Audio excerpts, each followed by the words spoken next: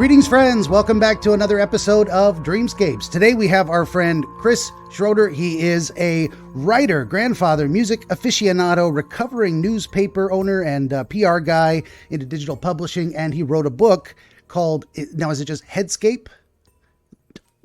Suddenly, that's the title. There is a subtitle, but that's the title. Well, go ahead. Headscape. What's the subtitle?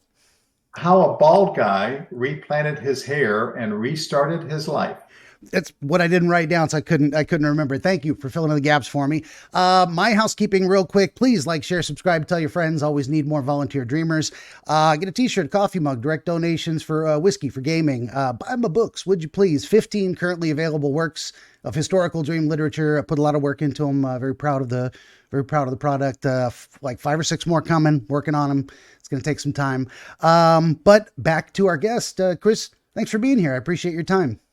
Thanks, Benjamin. Glad to be here. Wonderful. So let's jump right in and talk about the book. You went on a journey, and it was notable enough to say, maybe some people might want to hear about this and what I went through. My journey was 30 years of losing my hair. My best hair day was in 7th grade. And then in 8th grade, I started noticing my widow's peak going. And by the time I was 22 and getting married, one of my friends at my wedding, this was 3 weeks after the worst nuclear reactor in American history, 3 Mile Island. But he grabbed a little dollop of my hair and said, "Look, everybody, it's 2 Mile Island." I'm like, hey. Oh, shit. Friend.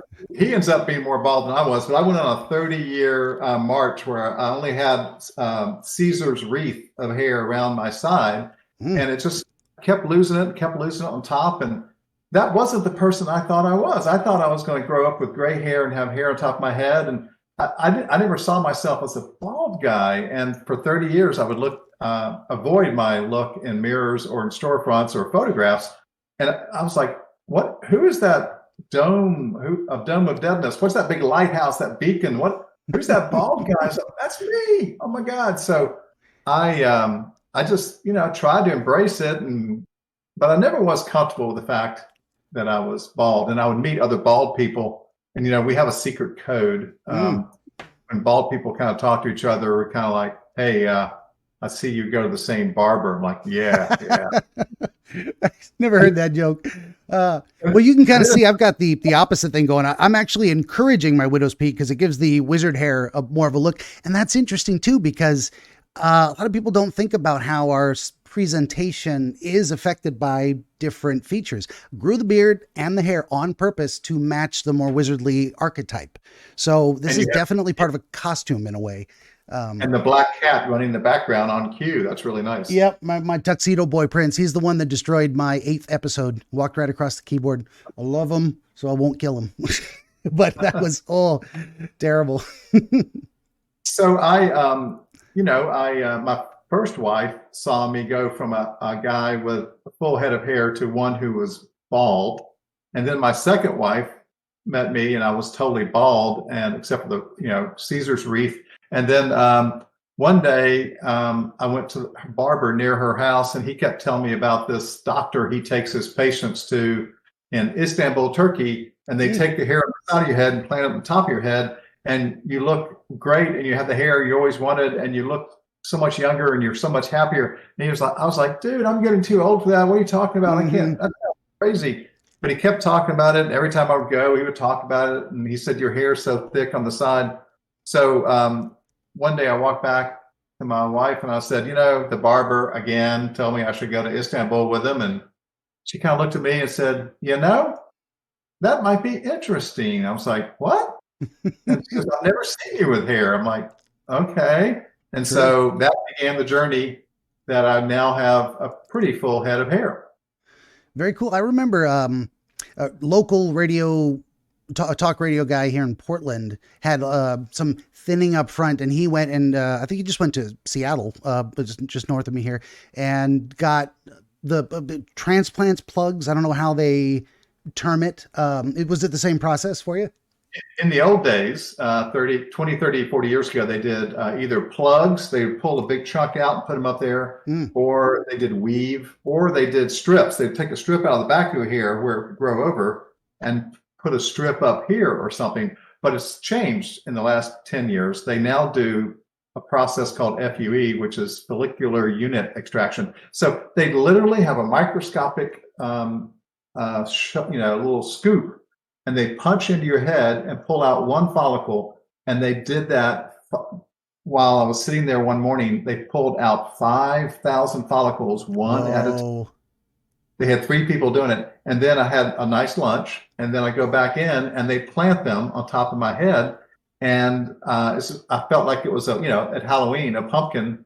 Just punch them down. I didn't feel anything, but I could hear it like just a little punch, punch, punch, 5,000 times. It was the craziest thing. So they do it one by one. What they found, the reason people's hair fell out all these years, they didn't know the reason. They thought it was, your mother's father. If he was bald, you're going to be bald. But there was too many exceptions to that rule. So they found this out. The hair on the side of your head has different DNA structure than the hair on top of your head. Yeah. And so in men who had the hair up here had that particular DNA, it interacted with testosterone. It would dry up and fall out eventually. And they finally said, why is the hair on the side of the head? So the doctors in Turkey and other places, they happen to be very advanced in Turkey. It's the center of hair transplantation in the world. But they found that the DNA here, if you moved it up here, it never falls out. And they're actually able to say, like, put it back into existing pores, follicles, and it just grows? They pull out a follicle with the root structure and everything, teeny little thing with the hair attached, and they literally insert it in a new hole on top of your head. Nice. That's amazing that's even possible. And not far from where the dreams happen. Yes. And it's, I think a lot of people kind of understand the idea that certainly beard hair is different. There's a transition point on your head where on the lower end, it's more like chest hair and other hair going down. It gets more thick and curly. It's like the hair on the top here is not the same as the beard. So there's that transition point in there, and that's actually growing from different DNA. I didn't know any of this. But they could take hair from other parts of your body. They actually took 1,000 follicles from my beard underneath here and put that in the back. And they could take it from chest hair, back hair, other places. Wow. But the best hair is this hair because it looks natural. And I started writing the book because 2 things. People were like, what? First when I came back and I went out in the world, and I was like, look at me. Everybody looked at me and like, hey, whoa. Everybody looked at me and they said, something has changed. You look 20 years younger, but I cannot figure out what happened. Did you have weight? Did you have a facelift? Did you lose a bunch of weight? I was like, no, dude, up here. Hair. And they're like, oh, you were bald. You're not bald anymore. They could not figure it out. And that was the biggest surprise. That is really cool. I love learning new things by talking to people, and like, who knew the technology had advanced that far? Who knew Turkey was ahead of the game? So you had, probably what spurred the book, if I just take a guess, you're telling the story over and over again. You're like, look, let me just write it down. You can read about it. You get tired of verbally telling the story one at a time. Yep. And that was started it. So I said, well, I write short articles for newsletters and things. I'm going to write a short magazine article, maybe pitch it to somebody. Yeah. And it'll answer the question. I've been through this journey. I went to Turkey. It's 1/10 of the cost in America or Canada. They're very inexpensive because they're very competitive over there. And it was so much fun to go to a beautiful city like Istanbul. It's, got 1 foot in Europe and 1 foot in Asia. It's a beautiful, Constantine built all these Roman walls around it. It was a beautiful place. Anyway, so I was going to write a short magazine article. And next thing I knew, I was going on and on and on. It starts with my first haircut at age 3 and goes all the way to my second marriage and grandkids. And nice. And I really wrote it in a humorous way because I had a lot of funny stories about being bald and my own self-perception of my insecurity about the one thing about me I didn't like. And then, but people never talked to me about it. I never talked to anybody about it, but I hated the way I looked. And so I finally fixed it. And then everybody's like, you look different, but I don't know why. I'm like, well, come on, dude. That was the most important thing to me. And they're like, I never really thought about you as being bald. I'm like, oh, come on. I didn't notice. A lot of people try to be kind. I mean, especially if you're sensitive about it is not the right way to put it, but where it's like, it's something about yourself you don't like. And of course people don't point out, say, hey, you're getting fat there, buddy. I was like, I know it's true. They try not to mention it. Right. Well, in 1989, Michael Jordan just shaved his head. And Yeah. I was like, whoa, you can do that? And then, Dwayne The Rock Johnson, he didn't like Mm. his hair. He had a very, he said his hair was the combination of an afro and the ball at the bottom of a llama's ball sack. And he hated it. Yeah. So he shaved his head, and that's the way he is now. But I never thought about shaving my head. I just thought, oh, I wish I had hair.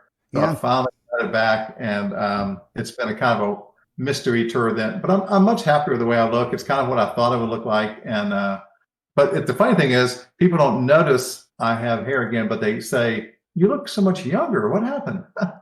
Yep. Very cool. I was going to say about traveling, how much of the book is about the travel itself to a new location, someplace you've never been before. I put in a couple of chapters about the whole journey of flying to Istanbul and what it was like, because the barber who does this for a sideline, he takes you on all the tours to the Hagia Sophia and takes you all these restaurants and introduces you to a cool city.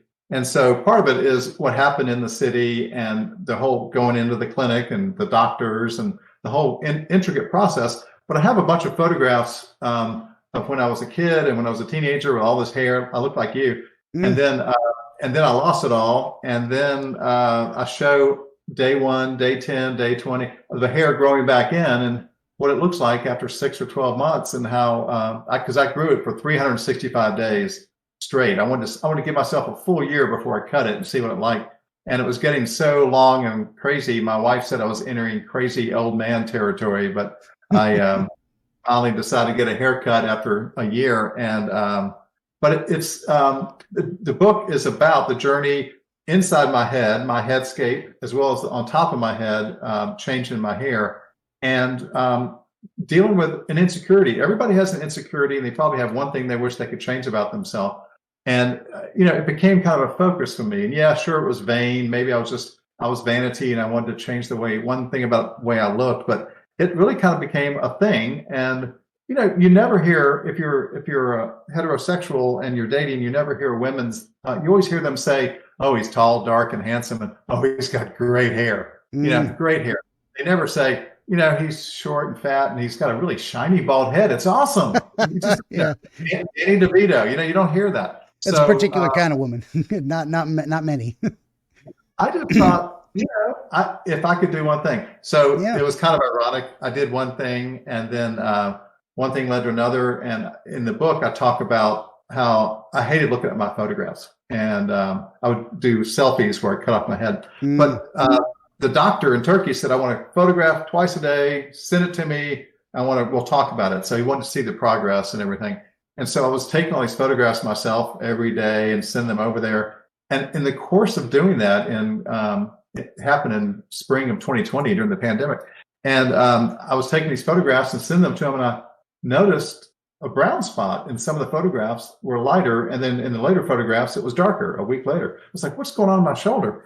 And as it turned out, I sent him to my general practitioner. I was like, what's happening on my shoulder here? And he goes, dude, you need to go to a dermatologist tomorrow.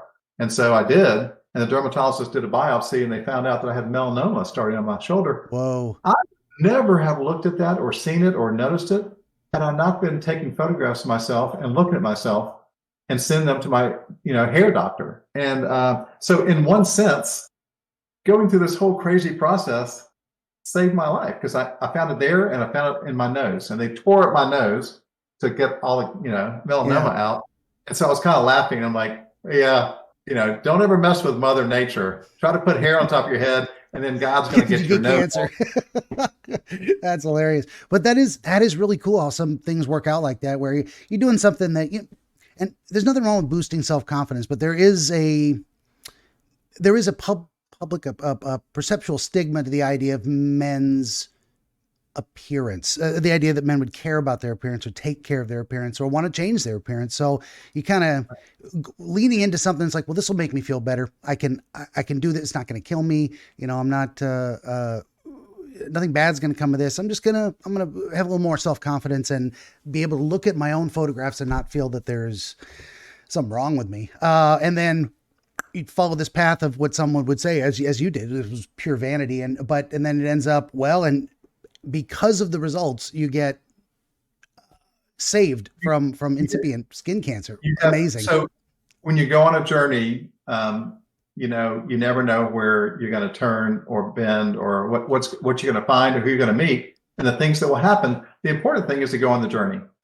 For sure. And that's the lesson I would say from some of the greatest mythological heroes is you don't know what you're going to face out there, but you got to go. There's something worth it about the process itself, I think. And you meet a dragon and you have to overcome it and slay it. And then you come back a hero in somebody's mind, even if it's your own. For sure. Yeah. And the greatest heroes are the ones that say, look, I brought the dragon's treasure back for the whole village. You went on a journey and you brought back a story to share with folks to let them know about options they never knew existed and that they can, feel more comfortable themselves with saying, it's okay to care about your appearance and want to present yourself in a certain way. Like I said, I grew my hair out on purpose to look more like a wizard. You fit the archetype. Nothing wrong with that. It's definitely, we present ourselves in a million different ways, take on a bunch of different roles. So my barber is leaving next week with some people who read my book and decided that they wanted to go change their, and so they're like, they called me like, did you really do that? And did it really? I was like, yeah. And so they're like, all right, I'm gonna go do it. And so it's kind of funny. So my goal now is just to help other men realize that, if you got something nagging, you can't fix everything, but the hair, there's so many people who are bald.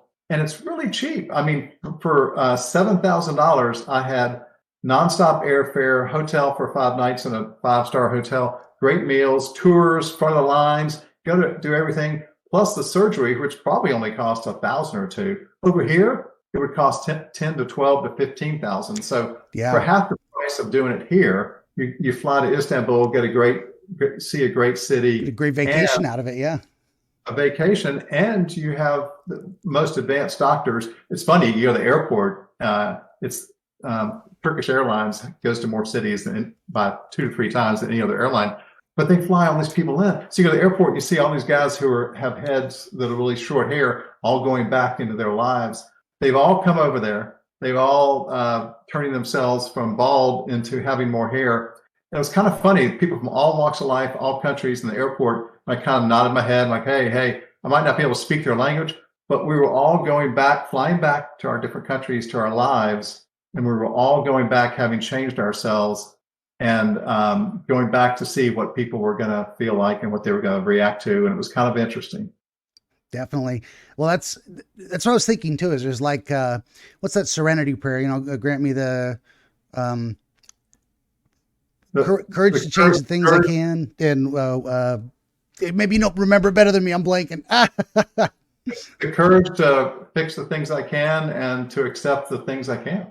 Yep. And the wisdom to know the difference. And if it's something this simple, that's actually going to, like confidence and the idea that you feel you appear well to others, it does tremendous things in terms of our ability. It would translates into other areas. You're like, if you feel better about yourself in general, presenting yourself the way you feel, then it has that ripple. It's like dominoes, ripple effect on other areas of your life. Well, I'm going to approach this other thing more confidently, or I'm going to use what I've learned to conquer another challenge. So, I mean, it seems something very simple and profound at the same time, I think.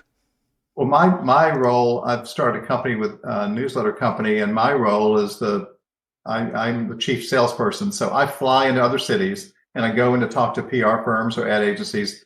And the PR firms are usually run by women in their 30s or 40s who started their own firm. And whenever I'd walk in, I would, they didn't know who I was. I would make an appointment. I'd go in and I'd see them. And in my mind, when they saw me walk in the room, they said, old and bald. And I felt like if I could change it and they would just say old, right? Then I removed one of the obstacles to sales. And I was like, I'll feel better. They'll be, they'll react to me differently. Because I'd had people, and I write about in the books, folks who are in their 60s who were like, I just can't make sales like I used to. People look at me like, he's an old guy.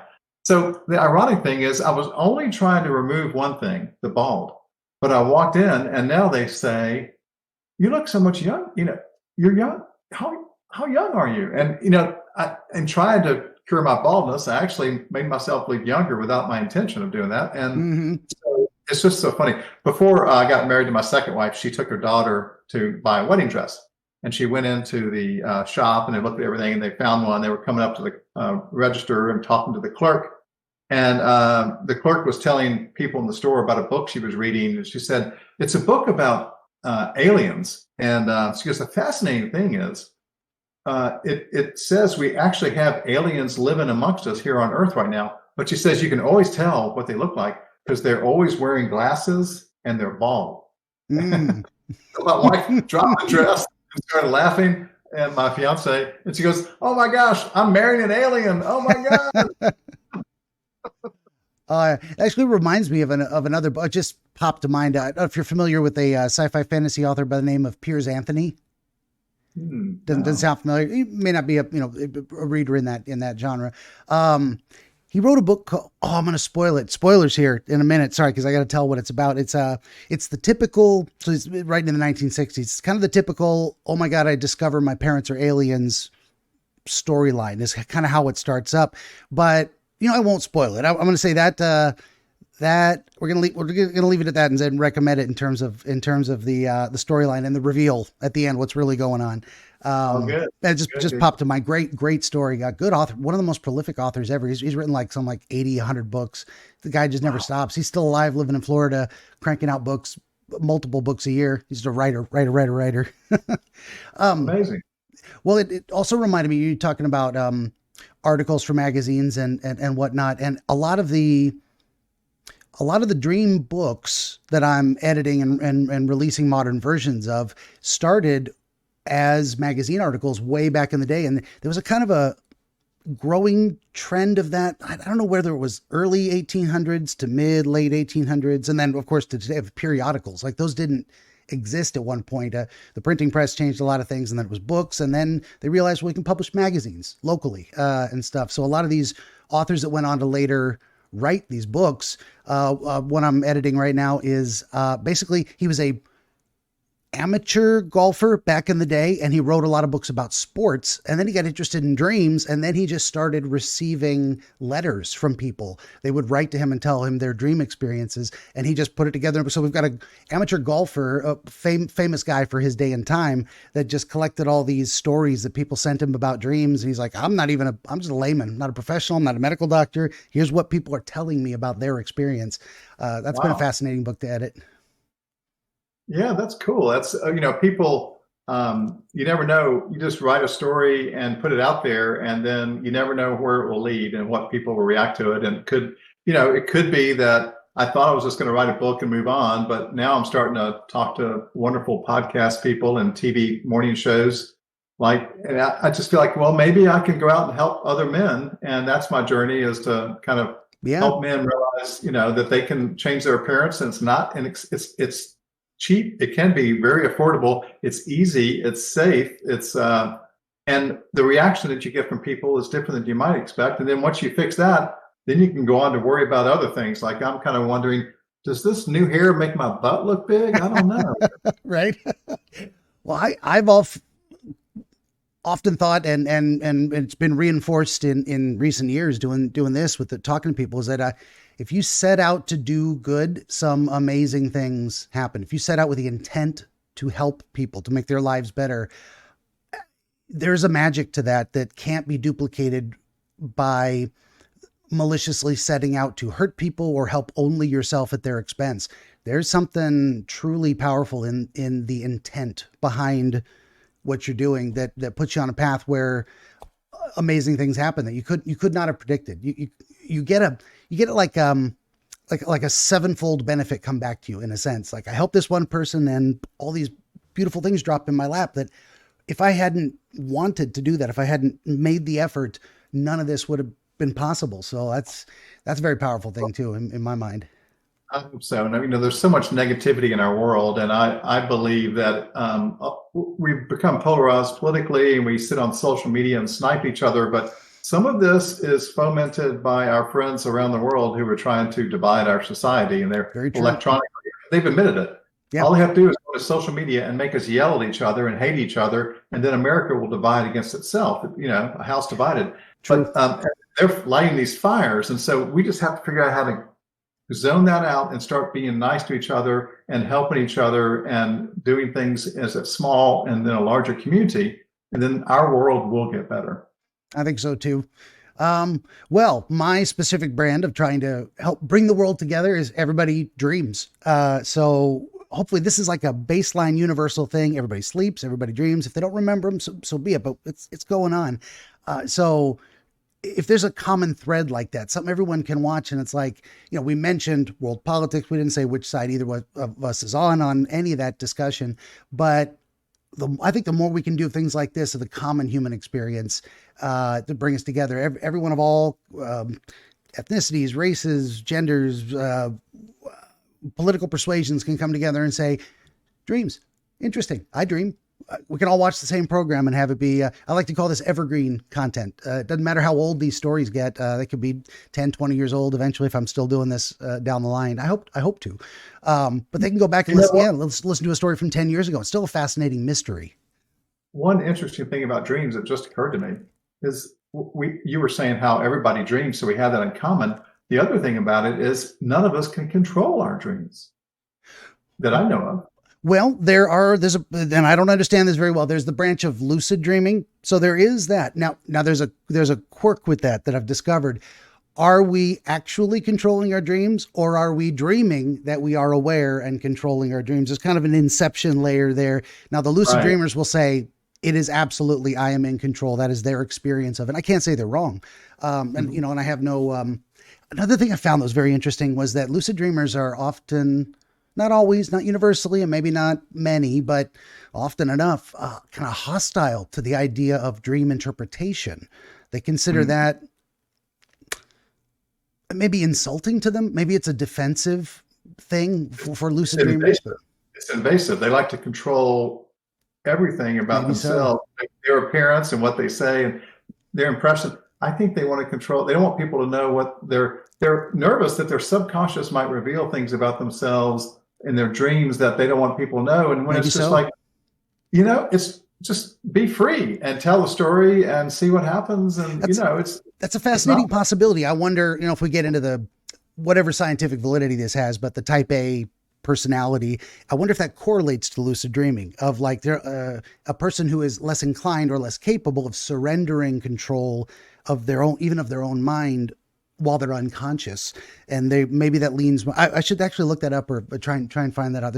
There's a tremendous body of dream research, and I'm going back 2,000 years ago and kind of working my way forward. I mean, I was always familiar with Freud and Jung and some of the more modern folks, but filling in the gaps has been amazing. I didn't know there was so much to learn about dreams. And it seems like such a simple thing. Oh, you had a vision in your sleep. Yeah, well, we all do.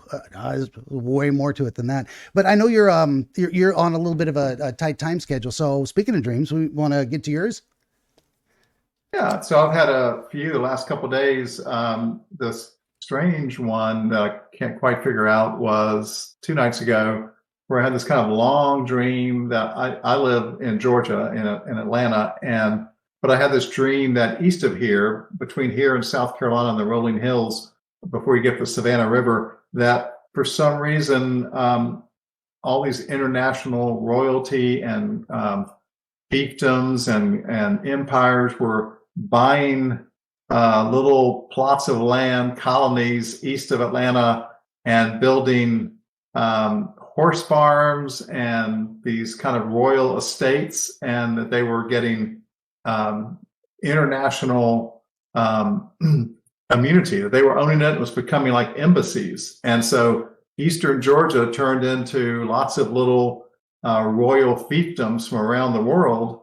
Maybe it's because of, I don't know, the apocalypse or the global warming, and that there's only a band of the world that you can live in, and maybe they're all moving to certain places. But anyway, I was going through all these little fiefdoms and trying to get around them, and seeing all these horse, farms and jumping and steeplechases. And I guess I was trying to figure out how to get around them and how to deal with them and maybe how to actually build a business out of them. Maybe they needed ambassadors or communications or something. I was like, what is all this going on here and how can I get involved? That's kind of most of what I remember.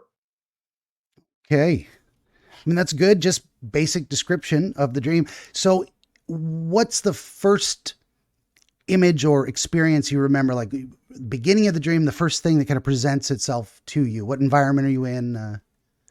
I think it was seeing a horse and a person on a saddle and a traditional red coat and a hat, and they were running around a kind of a steeplechase, doing jumping and things like that. And this was in kind of a an arena setting Kind of an arena setting, yeah. with the basic and I'm getting an image of it. I know the red coat and the like kind of the tight pants and maybe a riding crop. It's kind of iconic of a dressage Yeah. or a show Very horse.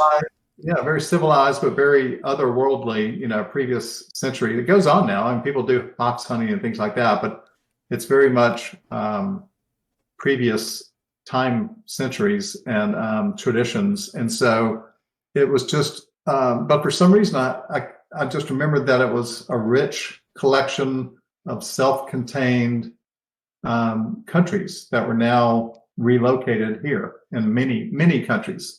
In MINI countries.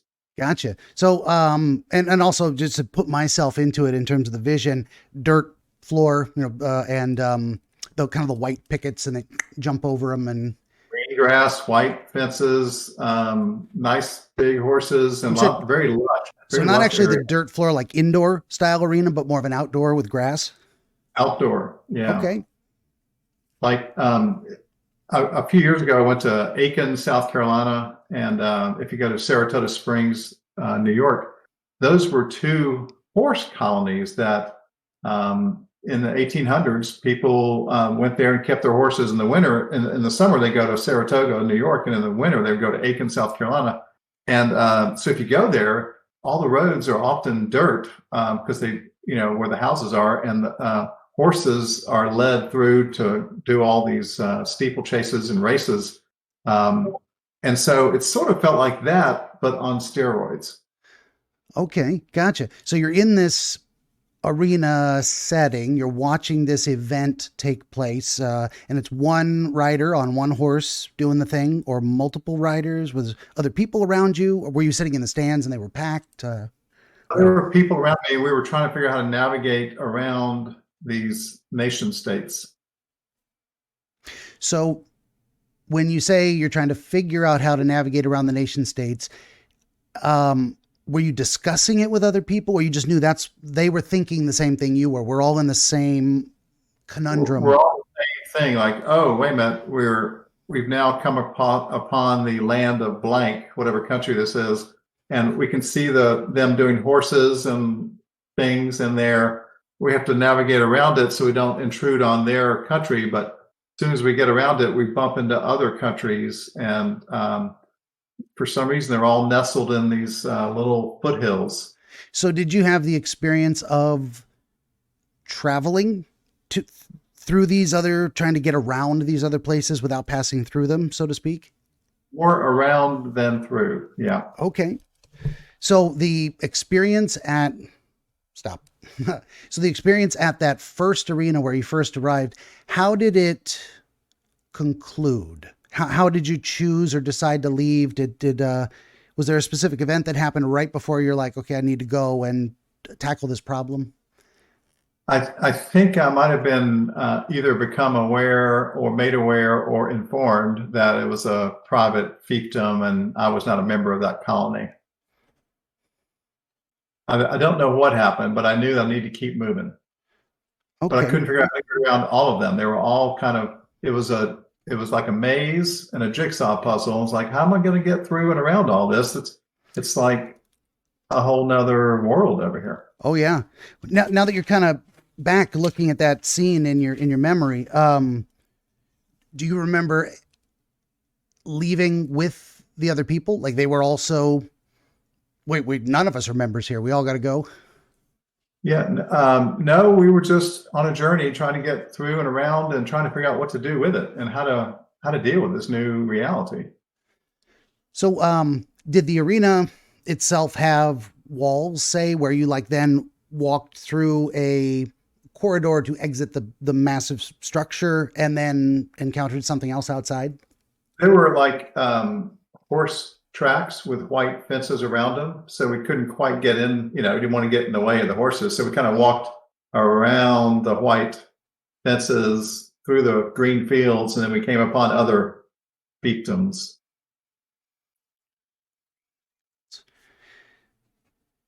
It was all outdoors. All of it outdoors. Okay. Did you have a sense of who owned that first place?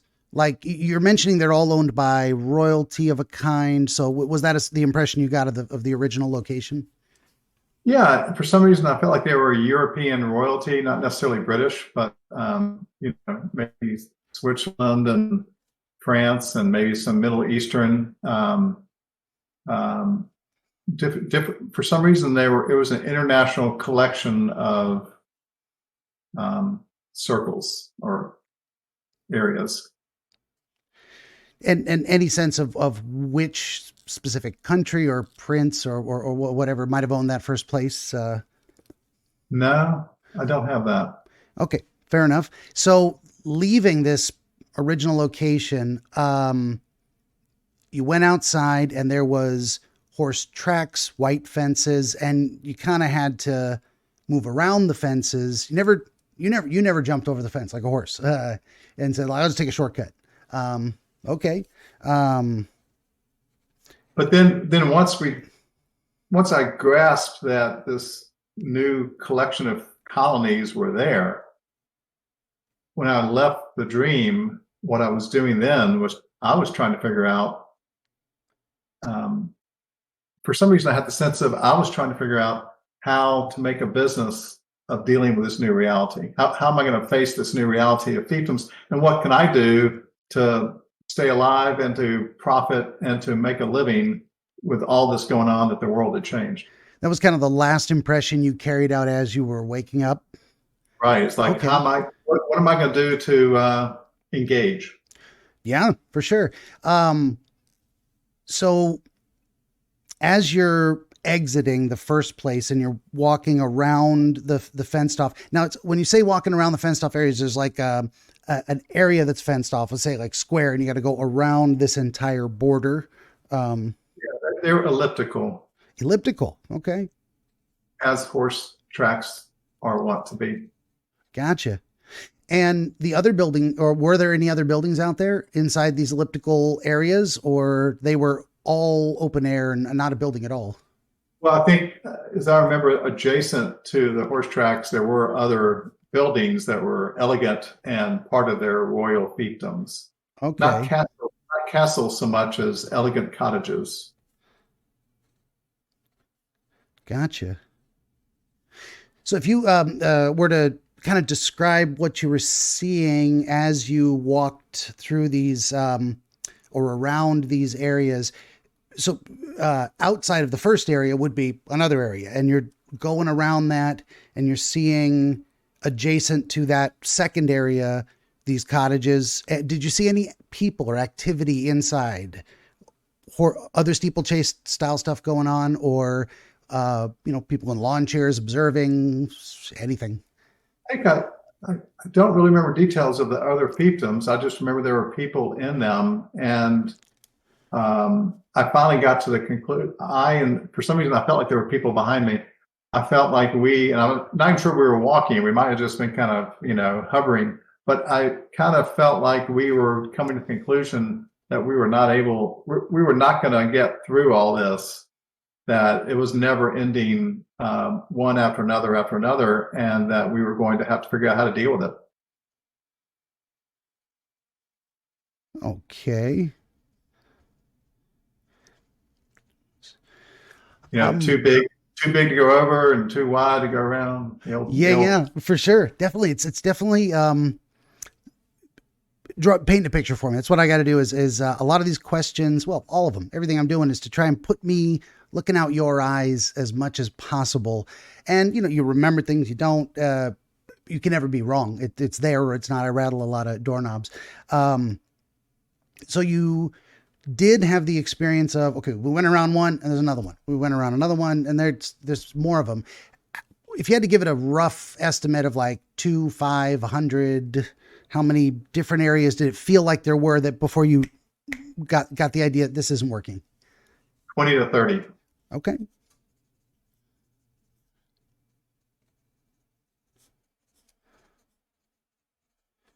Gotcha. And that's a decent number. It's not one. You didn't give up right away. You also didn't beat your head against a brick wall and say, we're just going to keep going until I count 100 because I need to be sure there's no way out. You're like, I'm making a decision here. I've seen enough to know what I'm dealing with. There's very much that kind of a vibe going on there. And you had the feeling that other people were with you, but you didn't actually see them. They're kind of behind you, but moving in the same direction. They share a common goal, purpose, or problem in general. Yeah, they were puzzled like I was. What do we do now? How do we get around them? What is this? And why is this here? And what are we supposed to be doing about it?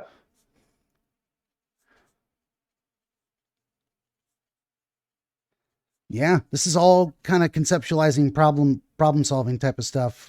Yeah, what is this? Why is it here? What do we do about it? Very, very important things. Did you have any sense of responsibility for the people? Like they were literally following you, depending on you to discover the answer, or are you just common travelers in a similar direction? Common travelers. Okay. But I thought it was weird that my ending area was that I was trying to figure out how to capitalize on it and how to engage, how to build a business with all of this new reality. That's what I thought was strange, is it wasn't just a journey through crazy places, but I was sitting there trying to figure out how to logically do something about it. Absolutely. Yeah, no, I think that's a significant feature. We're definitely going to get there. We're right on the cusp of it. The last thing I'd probably want to know about the process of, getting to that decision. You've seen 20, 30 types of places. If you think of it, the moment you had that realization of like, there's just endless numbers of these. I've seen enough to know what I'm dealing with. What was that particular area like? Was that, if you had to say, it was a French style villa and there was a white picket, whatever, with a particular kind of horse there, any kind of details about the moment you had that realization, what you were looking at? I think that was the one I remembered, the more traditional British red coat, fox hunting type village.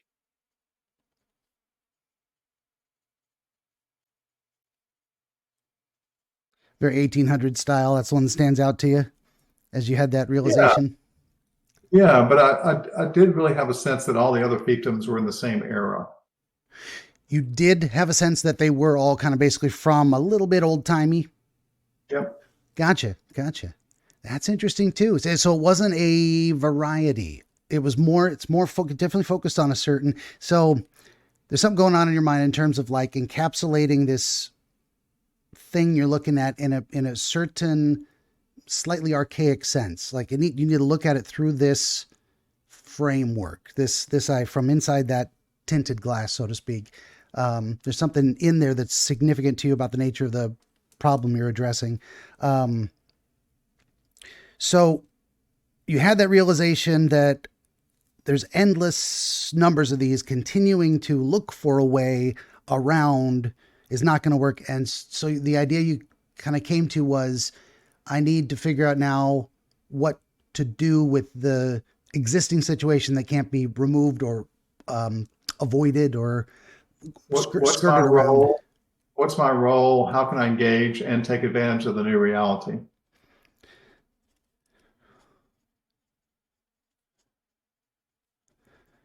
Yeah. There's kind of there's a testing process we all go through when we're dealing with problems. And I'm looking this, it's very much kind of speaking to me, that idea of problem solving, and the examining in a way, the process of problem solving that brings you to decisions. Something we go through is like, what is this? How do I feel about this? And then what do I want to do about that? So what is it? And then that lets you know, I like this, I don't like it. I want to encourage it or work against it. I want to avoid it. I want to approach it.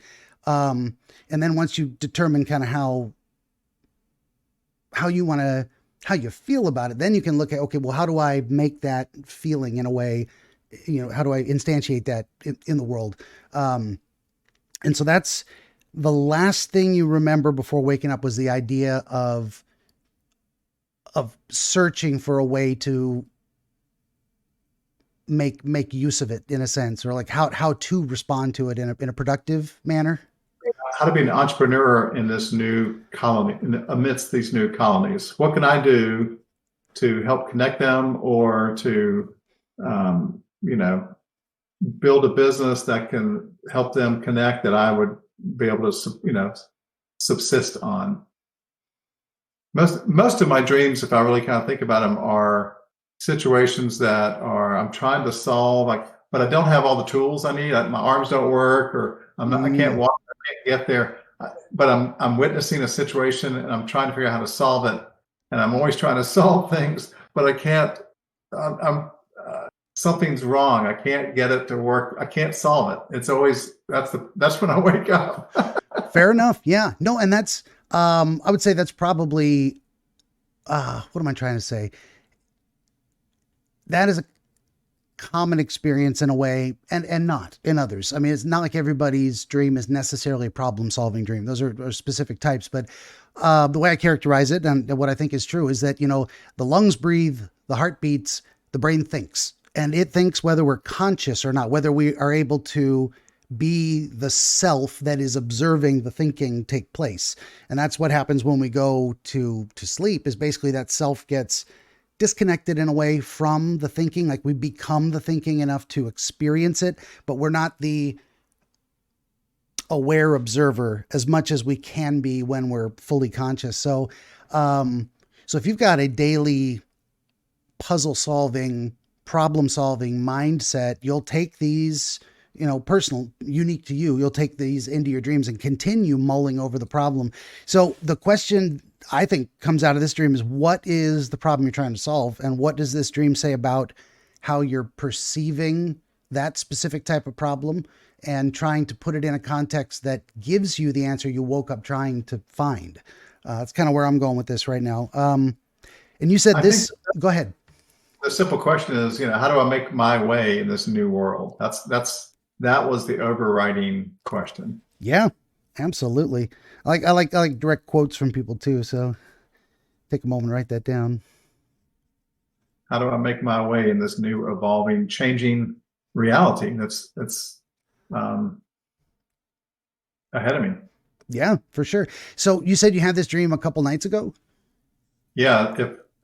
So not just last night, but the night before that. The night before. What do you got going on in your life in terms of ongoing projects? If there's nothing you're keeping under wraps or super secret, you might be trying to process a specific. I got a million projects going on. That's the tough part. I got so many, I don't even know. That might actually be significant. There's a million horse farms you can't get around. You got a million problems to solve. I'm building a cabin on some land in the woods in North Carolina. I'm trying to expand my business network so more people will publish my newsletters in their fiefdoms and their cities. Sure. I'm dealing with grandchildren, and each household is different. When you're a grandparent, one of the things I've learned, and I've confirmed with other folks, it's much easier to go into a household where the parent is your daughter, as opposed to the parent is your son. Interesting. Because the mother-daughter relationship is so strong.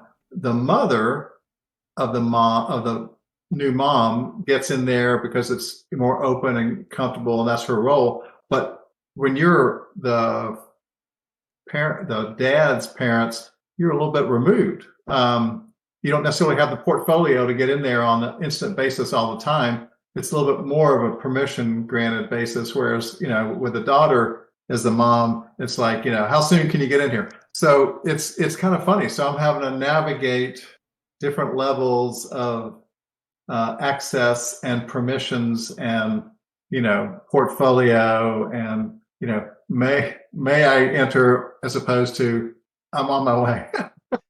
Gotcha. Yeah. That is interesting too. So there's a couple ways we can look at this. We can look at the dream as more specific to one problem that you're trying to wrap your head around, or it could be more representative of the myriad of problems you've got going at once. And, and problems, people think of problems are bad. Well, there's good problems too. There's like, oh, I got to work so hard at my business and I make so much money. I don't know how to spend it all. That's a good problem to have. But still a problem. You gotta, it takes attention and focus and you got to do the work and keep all the plates spinning, that kind of a thing. So even good problems are still problems, in that sense. My land in North Carolina, it's 7 acres. There's a little creek and it's butts up against a lake. And there's so many different little, ecosystems. There's a grassy plain, there's some piney woods, there's a deep, creviced creek coming through. There's a boggy forest. And, I'm also up there on land that people used to hunt on. That used to be leased and it was open land. And so now it's suddenly private hands and I'm having to, hey, I know you used to hunt here, but you really can't anymore. Yeah.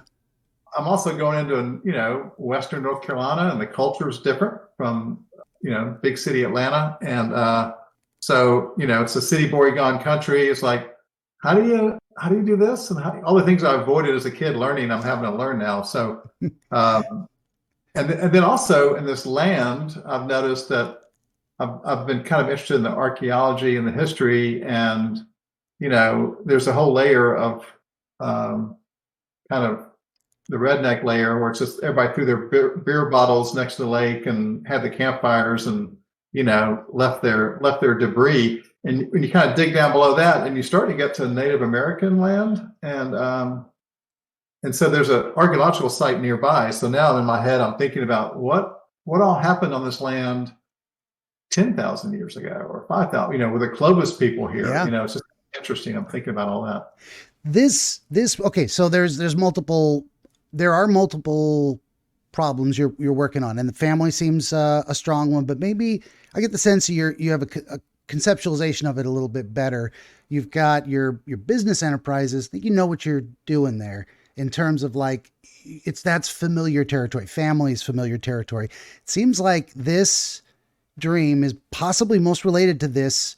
And what struck me as you were saying that is the idea of you get out into rural area and a man's home is his castle. There are a dozen little fiefdoms around you, their own private land space. And you've got to go around it to do your thing. You got to drive the public roads to get there. You can't cut through people's property. You've got hunter. And that struck me as well when you were talking about people used to come hunt through here and the archaeological nature of it. You're throwing yourself into this. Well, you think hunting and bam, pops into your head the traditional British fox hunt.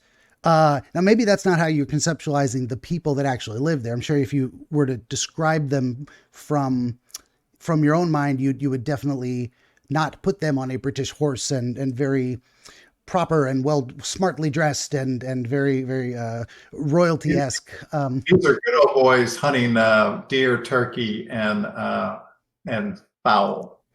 Yeah, for sure. And I think you've got multiple layers going on there as well as navigating these. You've got the environmental layer, the historical layer, the current neighbors layer. Everywhere you turn, there's another fence you got to skirt around and navigate. And it's all related with this. The good old boys probably did come through on horseback. Maybe that was more of a tradition in that area. Now ATVs possibly. Yeah, they come through ATVs, but it's fiefdoms and permissions and there's culture. The government layer. You got ecosystems. Can I build here? Oh, there's a frog. So you got to get permission from these other powers that be, so to speak.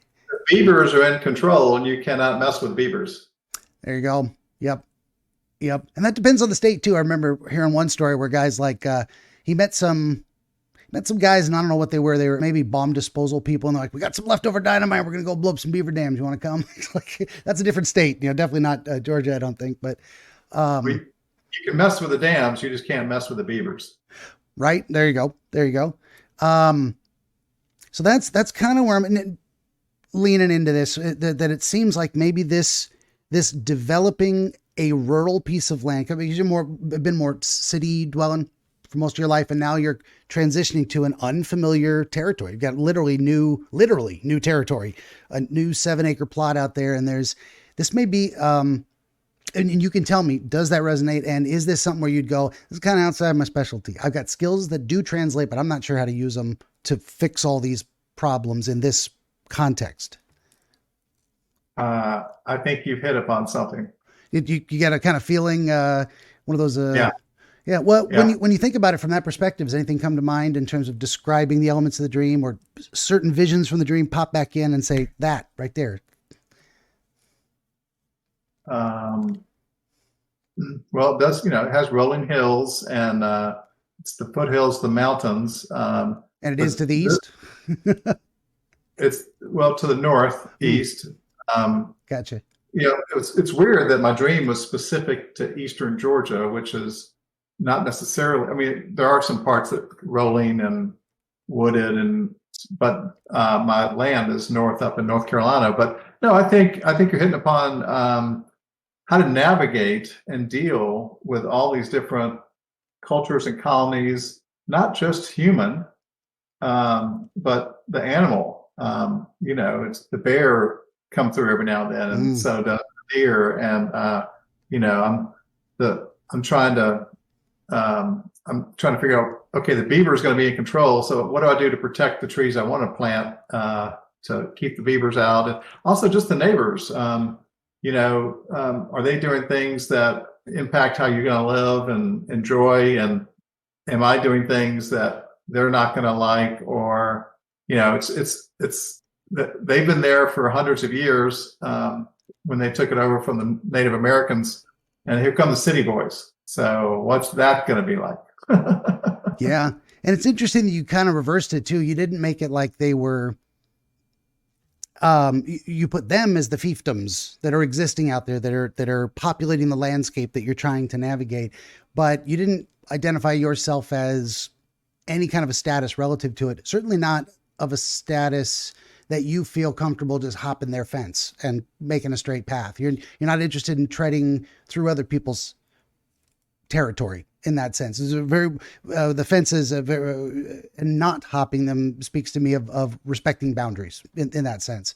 And wanting to literally, as the dream says, find your way around and through and between these places, and then how to make it work. I don't know that you're conceptualizing, and again, just theorizing, I'm throwing it out there, but I don't think you're conceptualizing, how do I monetize this piece of land? I think I'm not looking to monetize the land, but yeah. I have been thinking about,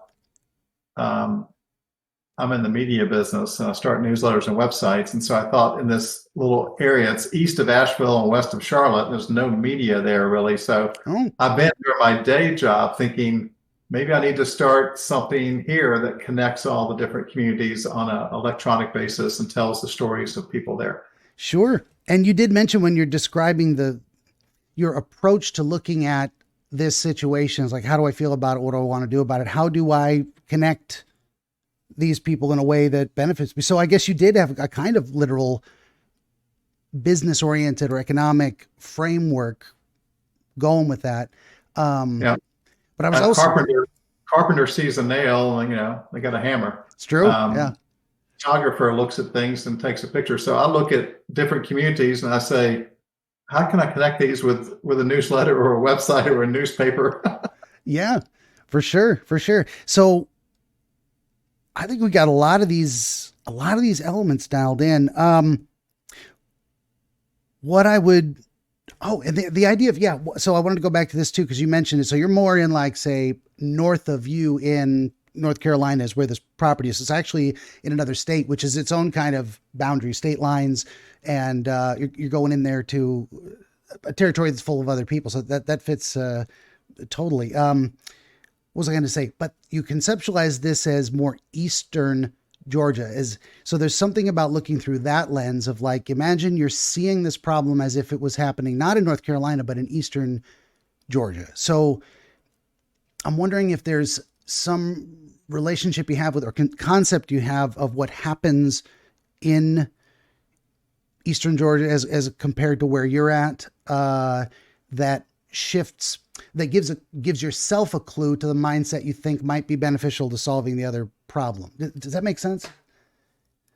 Maybe. I mean, the Eastern Georgia, between Atlanta and Augusta, kind of the northern part of the state, not the southern sand flats, but it's it used to be Creek and Cherokee and different Native Americans, and but when they took it over, they tried to make a lot of it into farms and the cotton, and then they kind of dried up the land with too much cotton. But they have all these little small farms in there, and now it's all woods, a lot of it in between, where people are having tree farms and agriculture. But so there's a lot of not there. There's just a lot of woods. But in my dream, it had been changed, and people had gone in there and bought areas and made them into colonies. And for some reason, it was all between here and the Savannah River before South Carolina. And they had developed them into very rich little fancy little horse fiefdoms. And it was so weird that it was so specific in Eastern Georgia, because it's just really a lot of, small towns, but mostly woods, pine woods. Yeah. Interesting. And in my mind, it becomes something else. Yeah. And there's definitely that historical theme going throughout the dreams, telling you, or you're choosing to look back or show yourself a representation of something slightly archaic. And we're not talking, 2,000 years ago, but recent history, but long enough that it was, well before your time in a sense, but recent in that sense as well. And you're looking at how the use of the land has changed over time.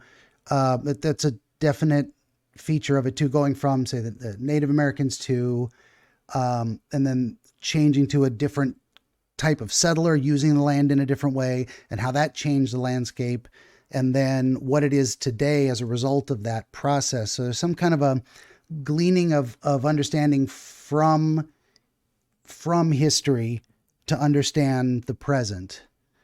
I don't know if that resonates with you in any kind of way. Yeah, no, I think so. It was the landscape had changed, and the ownership had changed, and these were international countries owning these lands inside these colonies inside of Georgia. It was not United States anymore. Yeah, that too. I forgot that element to it, is that there's a foreign element to it, that it's something distinctly not local. I wonder if you maybe conceive yourself that way a little bit, moving into where all the good old boys lived for generations with their family probably, and now you're kind of, maybe you are the foreigner coming in, or you're definitely moving into a place where you're going to be surrounded by what is foreign to you. All this stuff I never learned. Like I was a boys' school dropout. I went to one class and they were teaching how to tie rope knots. And I'm like, right, this is boring. I'm out of here. It's like, Mom, I'm not going back to the Boy Scouts. So I get up there and I'm trying to figure out how to, and I'm like, oh, how do I tie a knot? It's like, why did I, I'm up there and what is a sheep shank? I don't even remember. Yeah. And so I'm kind of writing little stories about this, little diary about me interacting with these people, and those folks live there, and they one little story is, they this guy who was kind of building a driveway for me next to the lake so I could put a dock in. I was down at the dock and I was throwing bread to the fish because I didn't have a fishing pole. I'm not a fisherman yet. But he fishes every day, and he's kind of laughing at me. You're really not supposed to feed him bread. I learned later, but anyway, it expands in their stomach. But anyway, he said, Chris, what are you doing? And I was like, oh, I'm feeding the fish. And, he was telling me, like, I think here, you got all this little area here. I think what you ought to do is plant an apple tree next to the lake, because if you do, when the apples grow up, they'll have all these they'll rot, and they'll have all these bugs on the apples and eating them when they're rotting. But then the apples will fall into the lake and the fish will hit them and you'll be feeding the fish that way, and it'll be attracting fish. I was like, that's really a long-term strategic plan you got going there. Yeah.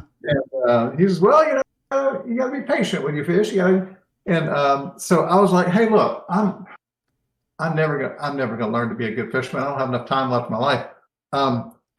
Where do you buy fish around here? Where can you go to a store and buy fish and like these trout and the bass and all the stuff everybody's catching here? He scrunched up his face. He goes, Chris, you don't buy fish, you catch it. You just fish them right out of the river. I'm a city boy. You don't buy fish. So I wrote a book. I was going to call it "You Don't Buy Fish." Yeah, that's a great the adventure of a city boy kind of learning the ways of the country, and that I think that'd be a fascinating tale too. And it looks like a lot of this is, well, speaking of which, fish out of water iconography. I mean, you're not in none of these places you're traveling through are your places. No. And there's also the element a little bit of you terraforming this property you've got out there, putting in a boat ramp. I mean, that wasn't there before, wasn't part of the natural landscape. You're building stuff there. I don't know if was there a house existing or you got to build one eventually. It was just bare property. The process of building a cabin in the middle of the woods. Yeah, definitely. I think that's, a lot. I mean, if it makes sense to you, it seems like a lot of this is leaning in that direction as a specific set of problems that are uniquely challenging based on your existing skill set. And what you're bringing to it, like at the very end, is how do I use the skills I've got to make sense of this new problem in a new context? Part of it is connecting and starting a newsletter, getting yourself connected to the community in that way. I would say in terms of like, here's me doing a thing that brings people together or connects people in a way that makes me part of the connection. I think there's very much that. I think you nailed it. Yeah. That feels like we got a good answer for you on why this imagery and this conclusion to the dream. I think you've done it. Okay. Because I'm not going to learn how to jump horses, but I can bring my skills into and maybe figure out how to connect the place. For sure. And it looks like maybe part of it also is just the last thing is you had these people following you, but you weren't the leader. That's an interesting connection as well. And I don't think you ever, let's say with the hair journey, you never set out to lead people to the promised land in Constantinople and the glory of hair. It was never about that for you. It's like, here's me. I do what I do. And then it seems like other people follow, or they come after and follow my footsteps in a way because I've blazed a trail, perhaps. People are watching me. Yeah, for sure. Observing. Yeah. Well, there we go. Unless you had more questions about specific imagery and connections, some people have extra questions after I'm done rambling. No, I think we got it. I think you figured it out. It was great. Okay, good deal. Well, we'll just wrap it up then. We'll say, hey, mystery mostly solved for now, and I'd be happy to hear from you if you have another dream that uses some similar imagery to continue the story in a way or to show you something new about what might be a useful approach. I think a lot of these things are worth examining for that reason of like it's problem solving in our sleep as we're getting our rest. I mentioned most of my dreams are problem solving. So the one I had this morning before I had to get up and take my wife to the airport was I was in this long, I felt like it was a stadium or a convention center concourse. And it was groups of people trying to get through, but we couldn't get through. And different rooms were sealed off from others. And we're kind of knocking on the window going, have you figured out how to get through here? Because we're just stuck and we can't. And so, and then I woke up and drove her to the airport. Well, then I talked to my son this morning and he just got back from Austin where he went to a Formula One race. And I was like, how was it? How was it? He goes, oh, the race was amazing. The city was great, but getting out of there was really a logistical problem because everybody left at the same time. We're out at some race, track or someplace out there field. And it was a 3 or 4 hour wait in all these different feeder lines and rivers to try to get to the shuttles. And everybody's trying to figure out how to get into, am I in the wrong field? And maybe I need to go over that fence. And people were sneaking around the woods he goes, everybody was just trying to figure out, it's going to be 3 or 4 hours here. What's the best way to shorten it or whatever? And so then I thought, that sounds a little bit like my dream today. It's so weird. Yeah. That kind of stuff always blows me away. I don't know what to make of it. You look at it purely scientifically and say, did you know your son was going to be at a public event at a large place? And it's natural to say, there's going to be a crowd, might be hard to get out of there. You're worried about him. You want him to get home safely with his family. It's one side of it. The other side is some people believe, and I can't say it's not true, that we are maybe psychically connected with our friends and family more closely than with other people. And their experiences kind of resonate on some level we don't understand. That's what I affectionately call the spooky woo side of dreams, that I believe people when they tell me their stories. I don't think they're lying to me, but I don't know what to make of it. I can't tell them if for sure it's one type of thing or the other. So, but I think sometimes you got to just have the experience of wonder in the world and not have an answer and be like, maybe I'm not meant to know. 10 days ago, and I was finally caught up with him a little bit of time today to talk and find out about it. And just the fact that he was telling that story today, even though it happened a week or two ago, it was just a coincidence, maybe, but maybe. Not. Yeah, maybe something more. I'm happy to leave it a mystery in some ways if I can't explain it. Well, that's my process of problem solving. I don't force anything. I kind of let it be what it is until it reveals itself to me, until it tells me what it is, until I can see it properly from the right angle. So there's all of that. Well, I know you got a time limit too, and I think we've done the dream thing. We did the interview thing, so we'll wrap it up. Thank you so much, Benjamin. I appreciate it. You can get more about my hair journey at headscape.me. That's right. And that link will be in the description below. I completely forgot to mention at the beginning, headscape.me. This has been Chris Schroder, writer, grandfather, music aficionado, recovering publisher, and soon to be publishing new things in a new area. And again, headscape.me, link in the description below. For my part, please like, share, subscribe, tell your friends. Always need more volunteer dreamers. T-shirt, coffee mug, whiskey donations, 15 books of historical dream literature currently available. Chris, thanks again. Very impressive, Benjamin. Keep up the good work. Thank you. And everybody out there, thanks for listening.